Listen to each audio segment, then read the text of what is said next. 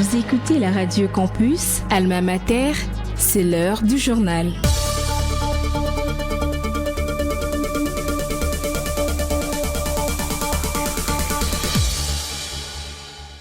Bienvenue dans votre journal d'information sur la Radio Campus Alma Mater. Voici les principaux titres à la une.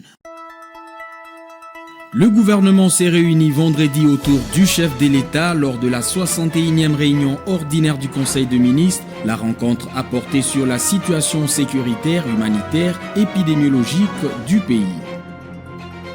L'autorité de régulation de la sous-traitance dans les secteurs privés annonce les lancements imminents d'une nouvelle opération de contrôle en République démocratique du Congo. Les détails dans ce journal. L'école de santé publique de l'université de Kinshasa, en partenariat avec l'Institut supérieur en sciences infirmières de Monkole, a clôturé ce samedi 4 octobre la formation universitaire en prévention et contrôle des infections par une cérémonie de remise de diplômes. Voilà tout pour le sommaire. Excellentes conditions d'écoute à tous et à toutes. Vous êtes branchés sur la Radio Campus Unikin, la radio du savoir, sur 107.6 MHz, votre radio. Débutons ce journal à la présidence de la République où le gouvernement s'est réuni vendredi autour du chef de l'État lors de la 61e réunion ordinaire du Conseil des ministres. La rencontre a porté sur la situation sécuritaire, humanitaire et épidémiologique du pays, mais aussi sur l'évolution du franc congolais face au dollar, salué par les présidents qui a félicité l'exécutif et la Banque centrale pour les résultats obtenus. On écoute l'extrait du compte-rendu lu par Patrick Mouyaya, porte-parole du gouvernement. Le dernier point de la communication du président de la République a porté sur l'appréciation du franc congolais sur le marché de change. Le président de la République a commencé par féliciter le gouvernement ainsi que la Banque centrale du Congo pour les résultats probants récemment enregistrés sur le marché d'échange. En effet, un affermissement significatif du franc congolais vis-à-vis du dollar américain a été constaté ces dernières semaines sur le marché interbancaire, traduisant une appréciation de 9,1% depuis le 19 septembre 2025. Ces progrès constitue un signe tangible des efforts coordonnés et constants dans la mise en œuvre de politiques monétaires et budgétaires. Cette évolution positive résulte de la conjugaison d'actions volontaristes et des facteurs conjoncturels favorables.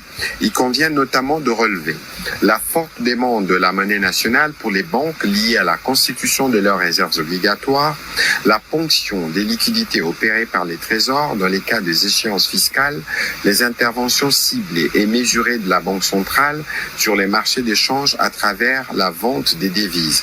Ces acquis démontrent que lorsqu'elles sont conduites avec discipline et cohérence, nos politiques économiques peuvent produire des résultats tangibles et renforcer la confiance des opérateurs ainsi que des citoyens.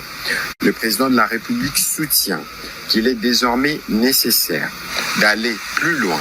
La politique budgétaire devra rester rigoureuse et compatible avec l'objectif de stabilisation en limitant les pressions inflationnistes et en réduisant drastiquement les risques de dépréciation. Par ailleurs, il a précisé qu'une approche plus innovante et structurée dans la conduite des politiques économiques est requise pour stimuler une demande accrue du franc congolais et renforcer sa crédibilité afin de garantir une stabilité durable du taux de change. Il a relevé néanmoins l'existence de disparités préoccupantes dans les taux de change pratiqués selon les zones géographiques, particulièrement dans la ville de Kinshasa. Ces écarts créent des opportunités d'arbitrage qui nourrissent la spéculation et fragilisent les équilibres du marché. En conséquence, il a instruit formellement le gouvernement et la Banque centrale du Congo à prendre de manière concertée des mesures immédiates et vigoureuses pour réduire ces pratiques spéculatives, harmoniser les fonctionnements du marché d'échange et de consolider la bonne dynamique observée. Plus particulièrement, en ce qui concerne les dépenses publiques, il a recommandé de bien réguler les décaissements des dépenses de sécurité par un mécanisme d'aval indispensable de la haute hiérarchie. L'objectif ultime est de garantir une stabilisation durable du taux de change, protéger le pouvoir d'achat de nos concitoyens et créer les conditions d'une croissance économique inclusive et soutenable, a-t-il conclu. L'autorité de régulation de la sous-traitance dans les secteurs privés annonce l'élancement imminent d'une nouvelle opération de contrôle en République démocratique du Congo. Après une première campagne en 2023, ce deuxième exercice vise à renforcer la transparence dans les activités de sous-traitance et à sanctionner les manquements constatés, a indiqué son directeur général Miguel Cachal. On l'écoute.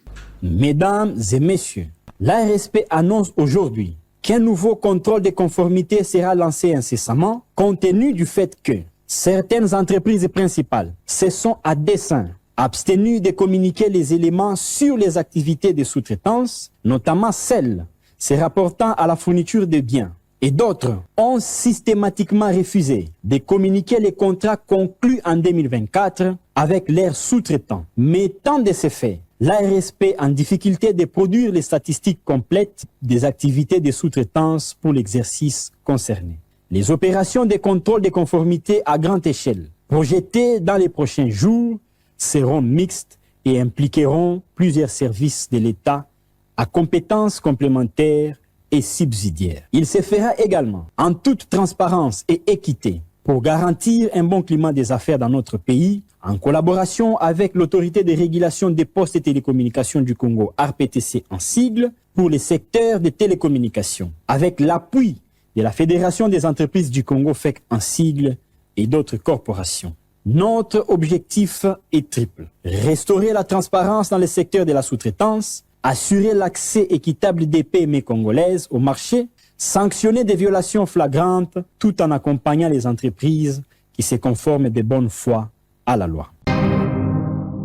La Chambre haute du Parlement a jugé recevable la proposition de loi du sénateur Modeste Bahati visant à protéger les femmes contre les violences et les discriminations de genre. Le texte sera examiné en commission. C'était à l'issue de la plénière tenue dans la salle de congrès du Palais du Peuple. On écoute à cet effet le sénateur Modeste Bahati.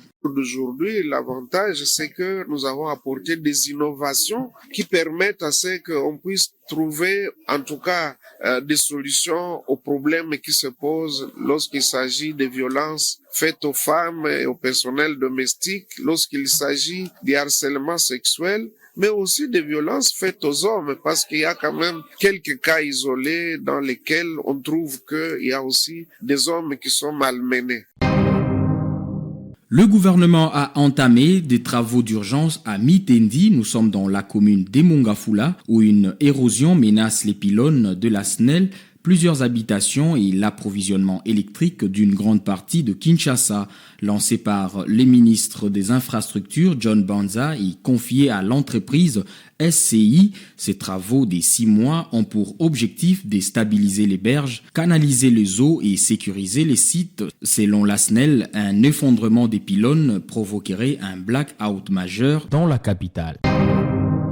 Valorisation de la recherche interdisciplinaire et transdisciplinaire à l'université de Kinshasa, tel est le thème d'un atelier de 2 jours prévu du 16 au 17 octobre au chapiteau de l'université de Kinshasa. Plusieurs chercheurs congolais et belges prendront part à ces assises. Le professeur Raoul Kenge est point focal de l'atelier, joint par Jean-Paul Koutoumissa.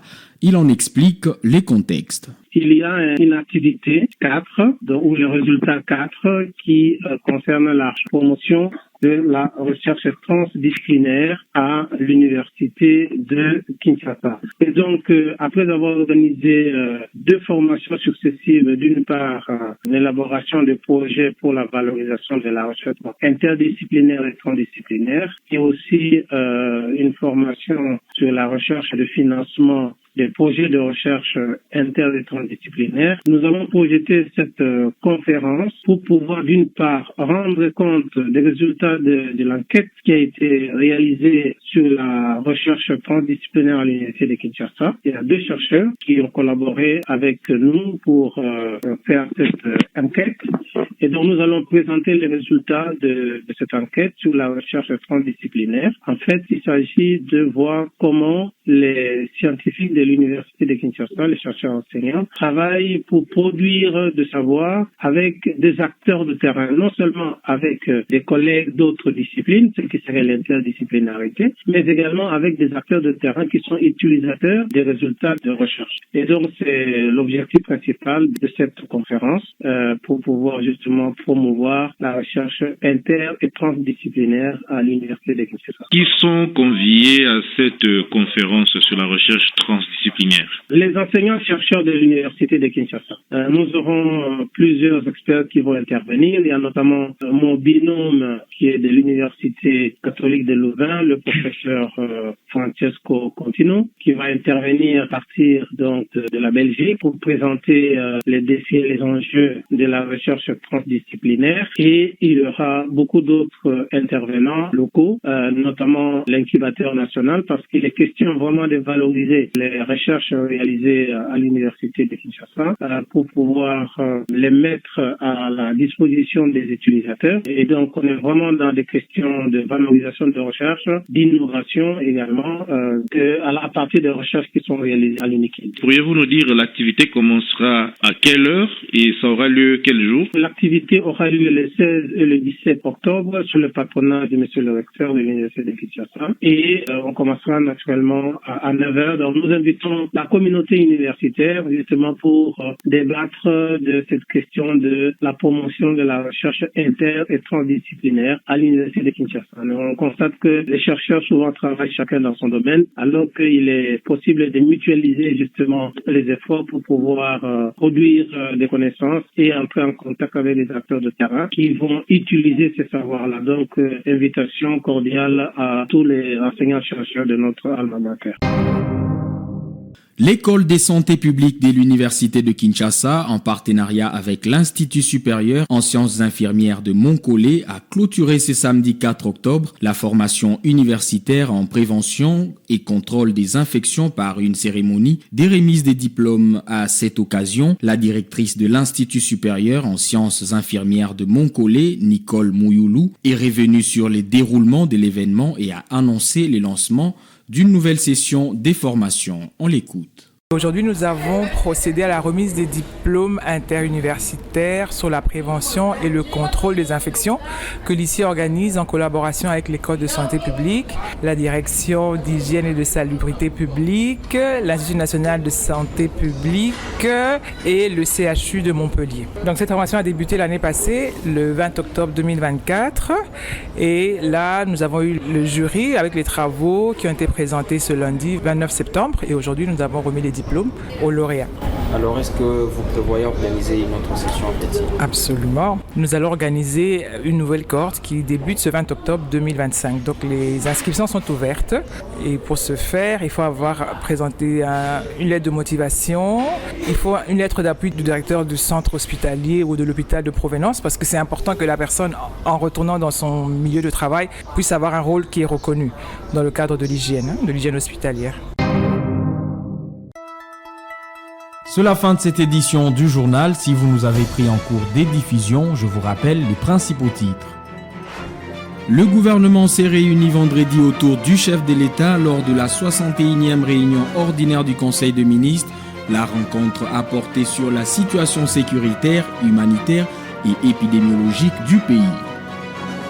L'autorité de régulation de la sous-traitance dans les secteurs privés annonce les lancements imminents d'une nouvelle opération de contrôle en République démocratique du Congo. L'école des santé publiques de l'Université de Kinshasa, en partenariat avec l'Institut supérieur en sciences infirmières de Montcollet, a clôturé ce samedi 4 octobre la formation universitaire en prévention et contrôle des infections par une cérémonie de remise de diplômes. Ce journal a été réalisé par Jason Loudem, concours rédactionnel Jean-Paul Koutoumissa, Divine Gomba, à la technique Sylvain Chizungu sous la supervision de Luxen Kimoun. L'actualité reste en continu sur la 107.6 MHz et sur notre site internet www.unikin.ac.cd.